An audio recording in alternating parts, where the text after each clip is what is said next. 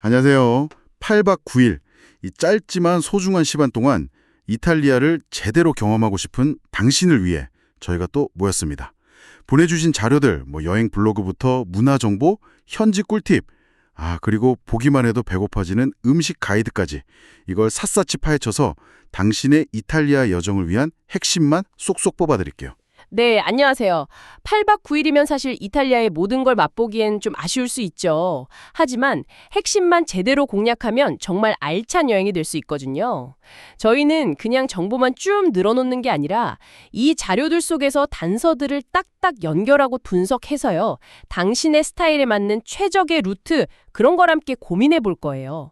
어쩌면 숨겨진 팁 같은 것도 나올지 모르고요. 맞습니다. 이번 저희의 목표는 아주 명확해요. 이 제한된 시간 안에 이탈리아의 진짜 매력을 최대한 느낄 수 있게 도와드리는 거. 현실적인 동선 짜는 것부터 시작해서 이건 꼭 해봐야 한다 싶은 경험들, 그리고 여행을 좀 더 스마트하게 만들어줄 실용 정보까지 당신만을 위한 맞춤 가이드, 지금 바로 시작해볼까요? 좋습니다. 그럼 가장 먼저 현실적인 계획부터 세워보죠. 8박 9일. 이게 사실 비행시간 빼고 나면 실제 여행할 수 있는 날은 더 짧잖아요. 그렇죠. 오고 가는 시간 생각하면 정말 순식간일 거예요. 네. 그래서 정말 선택과 집중이 중요해요. 보내주신 여러 자료들, 특히 그 여행 후기 블로그들을 쭉 훑어보니까요. 가장 많이들 가시는 게 로마, 피렌체, 베네치아. 이른바 클래식 루트더라고요. 그 세 도시요? 이게 그냥 유명해서만은 아닌 것 같다는 생각이 들었어요. 위키페가에서 각 도시 역사적 중요성 같은 거 읽어보고 또 트렌 이탈리아 앱 정보 보니까 기차로 연결이 아주 잘 돼 있더라고요. 맞아요. 효율적이죠. 네. 그리고 아고다나 다른 음식 추천 자료에서도 이 세 도시 위주로 즐길 거리가 막 쏟아지잖아요. 이걸 보니까 짧은 시간에 역사, 예술, 낭만 이걸 아주 압축적으로 경험하기에는 가장 좋은 동선이 아닐까? 그런 분석이 되더라고요. 어떤 블로거는 이걸 시간 여행 압축 코스라고까지 표현했던데요. 정확한 표현인데요. 고대 로마에서 출발해서 르네상스의 심장 피렌체를 거쳐서 독특한 물의 도시 베네치아까지 이 흐름 자체가 이야기가 되죠. 하지만 만약에 당신의 최우선 순위가 이런 대도시의 유적이나 미술관이 아니라 뭐랄까 정말 압도적인 자연이다. 그러면 또 다른 선택지를 생각해 볼 수 있어요. 혹시 그 브런치 자료에 나왔던 북부 돌로미티 말씀이시죠? 사진 보고 정말 깜짝 놀랐어요. 알프스 산맥의 일부고 유네스코 세계 자연유산이라는데 그냥 그림이더라고요. 겨울엔 스키, 여름엔 트레킹, 이탈리아에 이런 곳이 있다는 게 신기했어요. 그렇죠. 돌로미티는 정말 완전히 다른 이탈리아를 보여주는 곳이에요. 그런데 여러 자료에서도 공통적으로 지적하듯이 8박 9일 일정에 돌로미티를 넣으려면 쉽지 않아요. 로마, 피렌체, 베네치아 중에서 적어도 2곳, 어쩌면 3곳 다 포기해야 할 수도 있어요. 이동 시간도 꽤 걸리겠네요. 네, 밀라노나 베네치아에서 또 이동해야 하니까 시간도 비용도 추가로 들죠. 정말 나는 이번 여행 자연에 올인하겠다 이런 각오가 아니라면 좀 신중하게 고민해봐야 할 선택지입니다. 여행 시기도 중요하겠죠. 지금 녹음하는 시점이 10월 초인데 아고다 잔류에서는 로마의 봄축제, 예를 들면 4월 21일 로마 건국기념일 같은 데 가면 특별한 경험을 할 수 있다고 강조하더라고요. 지금 같은 10월의 로마는 어떨까요? 봄 축제는 없지만 10월 로마. 정말 여행하기 좋은 날씨예요. 너무 덥지도 않고 그렇다고 막 춥지도 않고요. 딱 선선해서 빌라 보르게세 공원에서 어슬렁 산책하기 좋고 아니면 아피아 가도 따라서 자전거 타면서 고대 로마 정취 느끼기에도 완벽하죠. 중요한 건 어느 계절에 가시든 그 시기에 맞는 즐거움을 찾는 거, 그런 유연함인 것 같아요. 좋습니다. 자, 그럼 이제 좀 더 실용적인 이야기로 넘어가 볼까요? 똑똑한 여행 준비. 이탈리아 딱 도착했을 때 제일 먼저 필요한 거 역시 인터넷 아니겠어요? 보내주신 자료 보니까 심카드 구매 방법이 여러 가지더라고요. 빗조이나 티스토리 자료에 잘 나와 있던데 현지에서 사는 거랑 미리 준비하는 거 어떤 게 더 나을까요? 이게 장단점이 좀 있어요. 현지 공항에서 바로 사는 건 편하죠. 근데 몇몇 후기를 보니까 시내보다 가격이 좀 비쌀 수 있다, 그런 의견이 있더라고요. 그럴 수 있겠네요. 네. 그래서 시간 여유가 좀 있다면 시내에 있는 팀이나 보다폰, 윈드트랙 같은 통신사 매장을 직접 방문하는 게 요금제 선택폭도 넓고 좀 더 확실할 수 있어요. 아, 여권은 꼭 챙겨가셔야 하고요. 그런데 요즘은 또 이심이 완전 대세잖아요. 비조이, 홀라플라이, 에어알로 이런 서비스들 언급된 거 보니까 그냥 QR코드 스캔만 하면 개통되고 비행기 착륙하자마자 바로 인터넷 쓸 수 있다는 게 엄청 편해 보이더라고요. 아, 맞아요. 그게 진짜 편하죠. 네. 신분증도 필요 없다고 하고요. 특히 비조이 같은 경우는 뭐 1일부터 30일까지 필요한 날짜만큼만 딱 골라서 쓸 수 있다고 하니까 되게 유연해 보였어요. 미리 준비해 가는 게 시간도 아끼고 스트레스도 덜 받는 방법일 수 있겠네요. 통신사 고르는 것도 고민될 텐데요. 자료들을 좀 종합해보면 이래요. TIM은 커버리지가 제일 넓어요. 특히 시골이나 산악지역 가실 계획이면 TIM이 좀 안정적일 수 있고요. 보다폰은 대도시에서 속도가 빠르다는 평이 많아요. 아, 그럼 도시에만 있을 거면 보다폰도 괜찮겠네요. 네. 그리고 윈드트레나 일리아드 같은 경우는 가성비가 좋거나 데이터를 많이 쓸 때 유리하다고 하고요. 결국 이것도 당신의 여행 경로랑 스타일에 맞춰서 고르는 게 중요하겠죠. 자, 연결 문제 해결. 다음은 이제 이탈리아 안에서 돌아다니는 거, 이동이죠. 여행을 편하게 해줄 필수 앱들, 티스토리 자료에 잘 정리돼 있더라고요. 기차 예매나 시간 확인할 때 쓰는 트렌 이탈리아나 이탈로 앱. 이건 진짜 필수템이겠어요. QR 티켓으로 바로 검표도 된다니 너무 편한데요. 그렇죠. 예전에는 그 기차 타기 전에 플랫폼에서 표를 꼭 펀칭해야 하는 그런 게 있었거든요. 송글 자료에도 잠깐 언급되는데 요즘은 대부분 QR코드 방식이긴 하지만 혹시 모르니까 알아두면 좋죠. 아, 펀칭이요? 그런 것도 있었군요. 네. 그리고 대중교통 길찾기는 무비트 앱이 유용하다고 하고요. 아, 그리고 이탈리아는 도시마다 택시 시스템이 좀 다르거든요. 그런데 이 택시라는 앱 하나만 있으면 전국 어디서든 택시를 부를 수 있대요. 이거 되게 편리하겠더라고요. 어떤 여행 블로거는 예상치 못한 파업 때 이 앱 덕분에 위기를 넘겼다고 하더라고요. 오, 진짜 꿀팁인데요. 그리고 수비토라는 중고거래 앱도 좀 신기했어요. 이탈리아판 당근마켓이라는데 혹시 여행 중에 뭐 충전기라든가 작은 가방 같은 거 갑자기 필요할 때 있잖아요. 그럴 때 저렴하게 구할 수도 있겠다 싶더라고요. 아하하, 그렇죠. 의외로 유용할 수 있어요. 네, 애마존 이탈리도 좀 의외였어요. 빠른 배송에 택배함 이용까지 가능하다니 한국이랑 비슷하게 편리하네요. 네, 이런 앱들을 잘 쓰면 현지 적응이 훨씬 쉬워지죠. 자, 이동과 함께 또 중요한 게 예산 계획이에요. 송글 블로그에 보니까 2016년 기준이긴 하지만 9박 11일 경비 항목이 쫙 정리돼 있더라고요. 네, 봤어요. 좀 오래되긴 했어도 항목 자체는 참고할 만하더라고요. 그렇죠. 그걸 참고해서 항공료, 숙박비, 교통비, 식비, 입장료까지 자신만의 예산 틀을 꼭 만들어 보는 게 중요해요. 특히 예상치 못한 지출에 대비하는 비상금, 이거 꼭 생각하셔야 하고요. 맞아요. 특히 베네치아 곤돌라처럼 뭔가 로망 실현을 위한 비용은 미리 알아둬야 나중에 덜 놀라겠죠? 시티 엑스피리언스스 자료 보니까 주간 30분에 80유로, 저녁에는 100유로까지도 한다네요. 네, 꽤 비싸죠. 최대 6명까지 탈 수 있다고 하니까 혹시 동행이 있다면 나눠내면 좀 부담을 덜 수 있다는 팁도 있더라고요. 이런 구체적인 비용들을 미리 파악해두는 게 예산 관리의 핵심인 것 같아요. 자, 이제 드디어 많은 분들이 기대하실 이탈리아 미식의 세계로 한번 들어가 볼까요? 여기서 가장 중요한 포인트는 이탈리아 요리의 지역성이에요. 위키백과나 와우비사 자료에서도 다 이걸 강조하더라고요. 아, 지역마다 음식이 많이 다른가요? 네, 아주 달라요. 우리가 그냥 이탈리아 음식 이렇게 뭉뚱그리기 쉬운데 사실 북부 중부랑 남부는 상당히 차이가 나요. 북부나 중부는 리조토나 볼로네제처럼 좀 육류 입안에 묵직한 소스 파스타 이런 게 발달했고요. 남부는 신선한 해산물이나 토마토를 많이 쓰고 당연히 피자의 본고장답게 피자가 유명하죠. 와, 진짜 먹을 거 천지네요. 여러 음식 추천 블로그나 허프포스트, 와우비서 자료들 보니까 정말 뭘 먹어야 할지 모르겠어요. 선택장이 올 것 같아요. 하하, 그렇죠. 그래서 자료들을 쭉 보면서 이런 전략은 어떨까 생각해 봤어요. 만약에 남부, 나폴리나 시칠리아 이런 데를 간다면 길거리 음식에 좀 집중해 보는 거예요. 오, 좋은데요? 아란치니 같은 거 있잖아요. 시칠리아의 그 튀긴 리조토 볼, 아니면 나폴리의 코오포 나폴레타노, 해물튀김 같은 거요. 로마에서는 피자 알타길료, 조각 피자, 이런 게 저렴하면서도 그 지역 맛을 제대로 느낄 수 있는 옵션이라고 소스들에서 평가가 좋더라고요. 아주 좋은 전략이에요. 길거리 음식이야말로 그 지역 사람들 삶을 가장 가까이서 느낄 수 있는 방법이기도 하죠. 그럼 반대로 북부나 중부에서는요?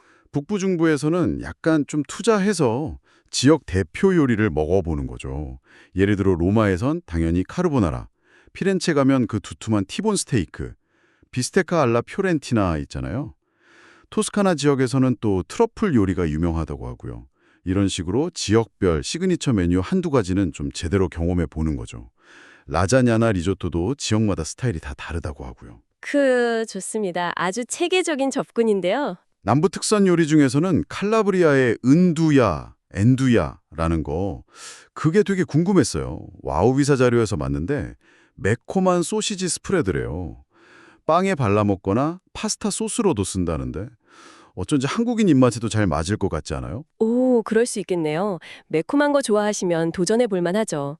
시칠리아의 가지 요리 카포나타도 별미고요. 빼놓을 수 없죠. 이탈리아 하면 젤라토잖아요. 허프포스트에서 본 시칠리아식 젤라토는 브리오슈 빵 사이에 끼워 먹는다는데 너무 신기했어요. 아, 맞아요. 그게 또 별미죠. 티라미수야 뭐 본고장에서 꼭 먹어봐야 하는 거고, 썬글 자료에서는 피렌체 질리카테 티라미수가 맛있었다는 후기도 있었고요. 나폴리나 캄파니아 지역의 스폴리아텔레, 그 겹겹이 쌓인 페이스트리요. 시칠리아의 카놀리도 그렇고 지역색 강한 디저트들이 정말 많아요. 미식 여정이 아주 풍성해질 겁니다. 아, 그리고 커피. 빼놓을 수 없죠. 커피 TV 자료 보니까 이탈리아 커피 문화가 우리랑 다른 점이 좀 있더라고요. 에스프레소 달라고 하면 안 된다는 얘기가 재밌었어요. 네, 현지 사람들은 그냥 안카페라고 주문하는 게 보통이에요. 에스프레소는 약간 좀 기술적인 용어 같은 느낌이랄까요? 아, 그냥 커피 한 잔 이렇게요? 네, 그렇죠. 또 중요한 게 카푸치노나 라떼처럼 우유 들어간 커피는 주로 오전에만 마신다는 거. 식후에는 깔끔하게 에스프레소로 마무리하는 문화가 있어요. 그리고 대부분 바 카운트에 서서 그냥 빠르고 간단하게 탁 마시고 가는 거. 그것도 특징이고요. 앉아서 여유롭게 마시는 게 아니군요. 네, 물론 테이블에 앉아서 마실 수도 있지만 보통은 서서 마시는 게 훨씬 저렴하고 일반적이에요. 지역별 특색 커피도 놓치면 아쉽겠어요. 나폴리의 헤이즐넛 크림 커피, 카페 알라 노치올라, 밀라노의 코코아 파우더 뿌린 마로치노, 이런 것처럼 방문하는 도시의 특별한 커피를 맛보는 것도 소소한 재미가 될 것 같아요. 아, 근데 이런 음식이나 커피를 더 잘 즐기려면 역시 현지 언어가 조금은 필요하겠죠? 물론이죠. 뭐 완벽하게 할 필요는 전혀 없지만 정말 기본적인 이탈리아어 몇 마디만 알아가도 여행 경험이 훨씬 풍부해질 거예요. 현지인들하고 아주 잠깐이라도 소통하는 즐거움도 있고요. 때로는 뭐 바가지 요금 같은 걸 피하는 데 도움이 될 수도 있고요. 식당 메뉴판 읽는 거나 여행 회화 자료들 보니까 진짜 유용한 표현들이 많더라고요. 일단 인사는 기본, 차오는 좀 친한 사이에 쓰는 거고, 부온조르노는 아침낮 인사, 보나세라는 저녁 인사. 맞아요. 그리고 식당에서는 일 메뉴 페르 파보레 하면 메뉴판 달라는 거고요. 주문할 때는 모레이 뒤에 원하는 메뉴 이름을 투치면 돼요. 계산서는 일 콘토 페르 파보레. 아, 그리고 맛있다는 표현, 델리치오소. 이건 좀 자주 써주면 좋겠죠. 혹시 영어 메뉴판 필요하면 아베떼 운 메뉴인 잉글레제 이렇게 물어보면 되고요. 네, 그리고 혹시 알레르기가 있다면 소노 알레르지코 재료 이름, 소노 알레르지코아 이렇게 말하는 게 중요하고요. 특정 재료 빼고 싶으면 센차 재료 이름, 센차라고 하면 돼요. 센차 글루티네 하면 글루텐프리라는 뜻이고요. 오, 그런 표현들 정말 중요하겠네요. 길 묻거나 표 살 때도 스쿠지, 도베 시트로바 하면 실례지만 찐 어디 있나요? 라는 뜻이고 X행 표 한 장 주세요는 운빌리에 또 빼르 X. 가격 물어볼 땐 간단하게 꽌또 코스타. 네, 이 정도만 알아가도 훨씬 편하실 거예요. 그리고 식당에서 계산서 받을 때요. 코페르토라고 자리세나 세비지오라고 봉사료가 이미 포함되어 있는지 확인해 보세요. 아, 그 팁 문화랑 관련된 건가요? 네, 그렇죠. 이미 포함되어 있다면 추가 팁은 필수가 아니에요. 물론 서비스가 아주 만족스러웠다면 조금 더 주는 건 괜찮지만요. 그리고 물은 공짜가 아니니까 꼭 주문해야 해요. 아쿠아 나투랄레 하면 그냥 생수, 아쿠아 프리지안테 하면 탄산수고요. 아, 그렇군요. 이런 작은 팁들이 모여서 여행의 질을 확 높여주겠네요. 맞습니다. 언어뿐만 아니라 이탈리아 문화에 대해서 조금이라도 알고 가면 여행이 훨씬 더 깊이 있어지죠. 위키백과 자료에도 나왔듯이 이탈리아는 정말 어마어마한 문화유산을 품고 있는 나라잖아요. 그렇죠. 콜로세움 같은 고대 로마 건축물부터 시작해서 피사의 사탑, 르네상스 시대의 그 찬란한 미술과 건축까지. 와, 레오나르도 다빈치, 미켈란젤로 이런 거장들의 흔적을 직접 본다는 건 정말 상상만 해도 설레요. 네. 그리고 여러 자료들을 이렇게 연결해서 보다 보면 더 재미있는 게 보여요. 예를 들어서 로마 건축의 특징인 돔이나 아치 있잖아요. 이게 르네상스 시대 피렌체 두오모 같은 건물에서 어떻게 이어지고 또 발전했는지 그런 흐름을 알고 보면 그냥 건물 구경하는 거랑은 완전 다른 느낌일 거예요. 아, 그렇겠네요. 그냥 보는 게 아니라 역사의 흐름 속에서 보게 되는 거니까요. 정확해요. 8박 9일 안에 이걸 다 볼 수는 당연히 없겠지만 방문하는 도시의 대표적인 문화유산 한두 곳이라도 이런 시각으로 좀 깊이 경험해 본다면 그 도시와 시대에 대한 이해가 훨씬 깊어질 겁니다. 뭐 오페라나 패션에 관심이 있다면 그런 관련 경험을 추가하는 것도 좋고요. 자, 그럼 이제 거의 마무리 단계인데요. 아무리 강조해도 지나치지 않은 거, 바로 안전 문제죠. 네, 맞습니다. 즐거운 여행의 가장 기본은 안전이죠. 보내주신 자료 중에 유럽 여행 보험 팁은 제목만 있긴 했지만 그 중요성은 정말 아무리 강조해도 부족함이 없어요. 여행자 보험 가입은 선택이 아니라 필수입니다. 필수. 그렇죠. 혹시 모를 상황에 대비하는 거니까요. 네. 예상치 못한 질병이나 사고, 도난 같은 거에 대비하는 최소한의 안전장치예요. 그리고 아고다 자료에서도 언급됐듯이 수분 보충 잘하고 자외선 차단 신경 쓰는 그런 기본적인 건강관리도 잊지 마시고요. 특히 관광객 많은 곳에서는 소매치기 조심해야 한다는 경고가 여러 자료에서 계속 나오더라고요. 가방은 꼭 앞으로 메고 귀중품은 눈에 띄지 않게 잘 보관하고 이런 기본적인 주의가 필요하겠어요. 맞습니다. 항상 주변을 좀 살피고 내 소지품은 내가 챙긴다는 생각, 그 습관이 중요해요. 자, 오늘 저희가 함께 파헤쳐본 이 정보들이 당신의 8박 9일 이탈리아 여행 계획을 세우는데 좀 구체적인 그림을 그리는데 도움이 되었으면 좋겠습니다. 핵심만 딱 요약하자면 이거죠. 현실적인 기대치를 가지고 동선을 짜는 것. 그리고 이심이나 필수 앱 같은 스마트한 도구를 잘 활용하는 것. 또 지역별 특색을 살린 맛있는 음식 경험 절대 놓치지 마시고요. 마지막으로 간단한 현지어를 사용해서 여행의 깊이를 더하는 것. 이 정도가 되겠네요. 그리고 정말 중요한 점은 이탈리아는 정말 다채로운 얼굴을 가진 나라라는 거예요. 오늘 저희가 분석해드린 내용을 바탕으로 당신의 관심사가 뭔지 한번 스스로에게 질문해 보세요. 나는 고대 유적 탐험가 스타일인가? 아니면 르네상스 예술 애호가? 그것도 아니면 미식 순례자? 어쩌면 자연 예찰론자일 수도 있고요. 당신만의 테마를 딱 정하면 8박 9일이라는 시간이 훨씬 더 의미 있게 채워질 겁니다. 오늘 저희와 함께한 이탈리아 이야기 속에서 당신의 마음을 가장 사로잡은 건 뭐였나요? 로마의 그 웅장함이었을까요? 아니면 피렌체의 예술혼? 그것도 아니면 베네치아의 로맨틱한 물길? 아, 혹시 벌써부터 입맛을 다시게 하는 그 맛있는 음식들인가요?